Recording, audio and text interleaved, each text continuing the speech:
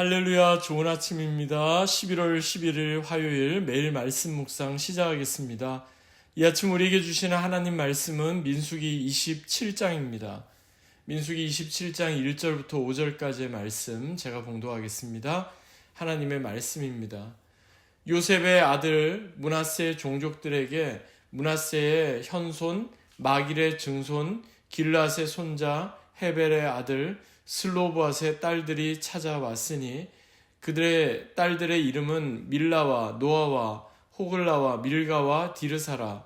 그들이 회막문에서 모세와 제사장 엘르아살과 지휘관들과 온 회중 앞에 서서 이르되 우리 아버지가 광야에서 죽었으나 여호와를 거슬러 모인 고라의 무리에 들지 아니하고 자기 죄로 죽었고 아들이 없었나이다.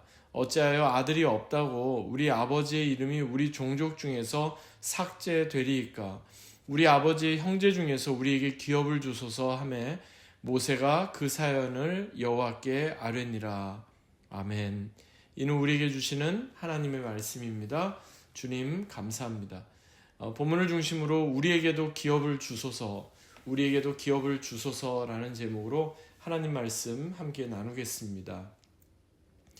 몇 년 전 출간된 82년생 김지영이라는 소설이 한국에서 큰 화제가 되었던 적이 있습니다.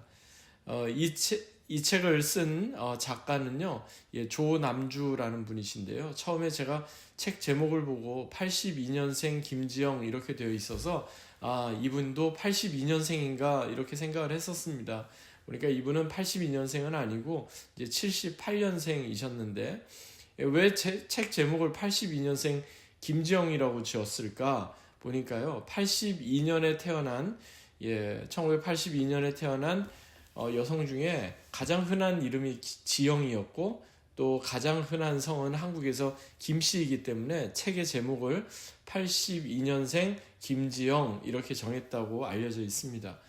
이 책에서 작가는 다른 이야기를 하는 게 아닙니다. 당시에 너무나 흔한 이름, 너무나 평범한 그 주인공 김지영이라는 사람의 그 경험을 통해서 한국 사회에서 여성이 겪고 있는 보이지 않는 그런 차별들을 이야기하고 있는데요. 사실 80년대만 해도 여성 인권이 많이 좋아졌다고 이렇게 생각할 수 있는 때였지만 이 책에서 이제 어린 시절로부터 학창 시절 그리고 사회생활을 하면서 직장인으로 살고 또 결혼해서 아이를 키우는 모든 것, 남성과 비교했을 때 보이지 않게 겪게 되는 여러 가지 차별을 이렇게 담담하게 그려내고 있음을 봅니다. 그러면서 작가는 우리 사회를 향해 왜? 라는 질문을 던지고 있는 거죠. 왜 지금 세상은 이렇게 많이 발전하고 좋아졌다고 하는데 왜 아직까지도 여성은 보이지 않게 차별을 받는가라고 말입니다. 오늘 본문에 나오는 슬로보앗의 딸들처럼 말입니다. 오늘 본문은요, 구약에서 매우 특별한 본문입니다. 구약 시대만 해도 오늘날도 이렇게 차별이 있는데 3500년 전에 성경 시대, 구약 시대에 얼마나 많은 차별이 있었겠습니까? 그때는 엄연히 노예 제도도 있었고 신분 제도도 분명히 있었던 그런 때였지 않습니까? 그리고 숫자를 이렇게 따질 때도 민수기에서도 계속 전쟁에 나갈 만한 20세 이상의 숫자를 따질 때 항상 남자의 수만 따지지 여자의 수, 어린아이들의 수는 그 수에 포함하지 않았던 것을 우리는 알고 있습니다. 그런데 오늘 본문에서는요, 이처럼 그 사람의 수에 이렇게 포함시키지도 않았던 여성, 그 슬로보앗의 5명의 딸들의 이야기가 오늘 본문에 나오고 있습니다. 먼저 본문이 시작되는 민수기 27장 1절부터 4절까지의 말씀 보시겠습니다. 오늘 본문은 이렇게 시작됩니다.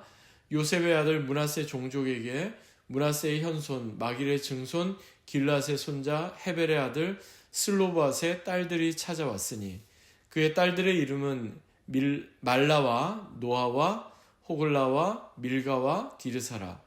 이들이 회막문에서 모세와 제사장 엘르아살과 지휘관들과 온 회중 앞에 서서 이르되 우리 아버지가 광야에서 죽었으나 여호와를 거슬러 모인 고라의 무리에 들지 아니하고 자기 죄로 죽었고 아들이 없었나이다.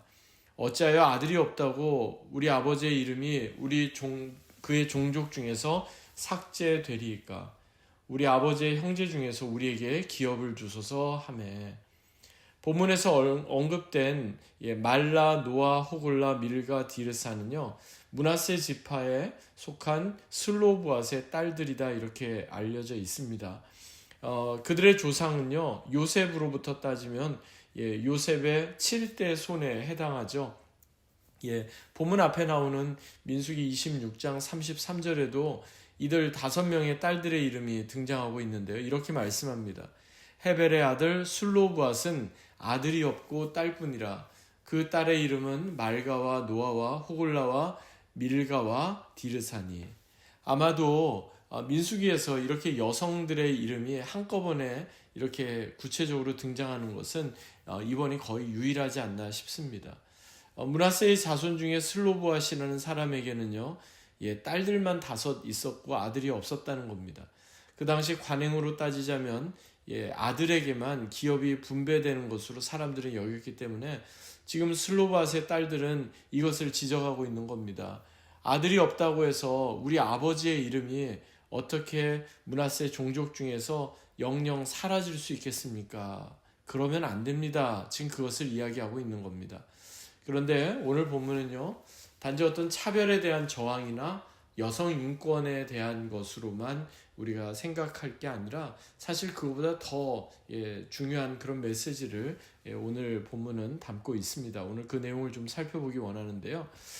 슬로브앗의 딸들의 그 이야기를 통해서 우리가 발견하게 되는 메시지는요, 이 슬로브앗의 5명의 딸들은 그 누구보다도 하나님의 약속을 온전히 신뢰했던 믿음이 있는 사람들이었다는 사실입니다. 다시금 본문 4절 하반절에 보니까 이렇게 말씀하죠. 우리 아버지의 형제 중에서 우리에게 기업을 주소서. 슬로브앗의 딸들이 지금 기업을 주소서 이렇게 요청했던 시점을 한번 생각해 보면요, 그들은 아직까지 모압 평야에 있었습니다. 아직 가나안 땅에 들어가지 않은 상황입니다. 하지만 그들은 가나안 땅을 가리켜서 어떻게 이야기합니까? 이제 곧 그 땅을 우리가 들어가서 차지하게 될 것이고 또 그 땅에 하나님께서 주시는 기업을 우리가 받게 될 것인데 우리 형제들 중에 우리에게도 기업을 주십시오 이렇게 요청하고 있는 겁니다. 여러분 잘 아시는 것처럼 거의 40년 전에 이스라엘 백성들이 처음 가나안 땅에 12명의 정탐꾼들을 보냈을 때 10명의 정탐꾼들이 부정적인 보고를 하자 출애굽 1세대들 대부분은 어떻게 이야기합니까? 민수기 13장 31절 이하의 말씀을 보니까 우리는 능히 올라가서 그 백성을 치지 못하리라. 그들은 우리보다 강하니라. 우리가 두루 다니며 정탐한 땅은 그 거주민을 삼키는 땅이요 거기서 본 모든 백성은 신장이 장대한 자들이며 거기서 네피림 후손인 아낙 자손의 거인들을 보았나니 우리는 스스로 보기에도 메뚜기 같으니 그들을 보기에도 그와 같았을 것이니라. 이 말은요 바로 10명의 정탐꾼들이 했던 부정적인 보고의 내용입니다.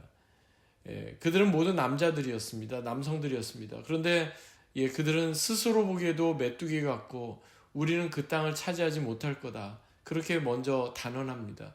하나님께서는 그 땅을 너희에게 주리라 분명히 말씀하셨는데 하나님의 약속, 하나님의 말씀보다 이들은 자신들의 눈에 들어오는 그 현실을 더 크게 보았던 겁니다. 그런데 이에 반하여 슬로브앗의 5명의 딸들은 어떠했습니까? 그들은 아직까지 가나안 땅에 들어가지도 않았고 그 땅을 기업으로 분배받지도 못했습니다. 그렇지만 그들에게는 하나님께서 약속하신 그 말씀이 있었습니다. 그래서 하나님께서는 반드시 약속하신 그 약속을 그들에게 지켜주실 것이고 그 땅을 기업으로 주실 것입니다 하는 그 확신으로 담대하게 지금 모세와 제사장에게 나와서 우리에게도 유업을 주십시오. 우리에게도 기업을 주십시오. 이렇게 요청하게 된 것입니다.